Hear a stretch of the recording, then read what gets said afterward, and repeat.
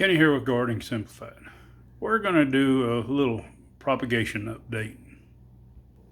It's December 8th and we're out here in the workshop kind of early. It's still dark outside. So I figured we'd do a little bit of checking on our propagation, see how things are going. Of course, we got seeds growing all over. Our pomegranate seeds, we've got pretty good pop up with them. We've got, looks like 8 of them up now. We just lack 2 more and they'll all be up. We're over here in this propagation tub here, and I'm just checking them all and watering them. I'm turning off bottom heat because it's tending to dry them, and that's what happened last year. And I've lost just a few, and I think it was due to that. I've got a few more, like this one looks like it might not make it, but we won't give up on it yet. It could hold in there. But our pomegranates, which is one of them is right here. You can see it's leafing out. Now they don't have roots to the sides yet, but they are starting to show some signs of waking up and getting ready to go. So we'll see how that goes. We've got a lot of them that are putting leaves, not quite got roots to the edge. We've got look like 15 more that are taken and starting to put roots out to the side. This one there's just barely some roots there, but I know there's a lot more, so we'll go ahead and pot that up.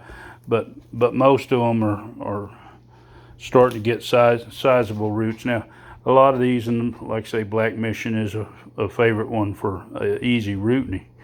You know, they're not putting out leaves, but they were coming out, and they're putting out some good bottoms. And we've started to get some of the Texas Everbearing putting out roots. So anyway, that's where we're sitting right now. These, you can see these Texas Everbearing, they were started 11-13 and we're 12-8 now. So we're getting close to a month. You know, we've still got a little bit, and the same thing with these missions, but they're coming along good. We did have we had one of our LSU purples, and we've had one of our conundras, and you can see here what it is I've got a fungus that is getting around the sides. Now, I started treating this first with peroxide because I thought that might help, but it really didn't. I went to a mixture of about a teaspoon of baking soda and just a few drops of soap to about a quart of water. And then I just sprayed that, and that took care of it. But this fungus was actually in my Pro Mix.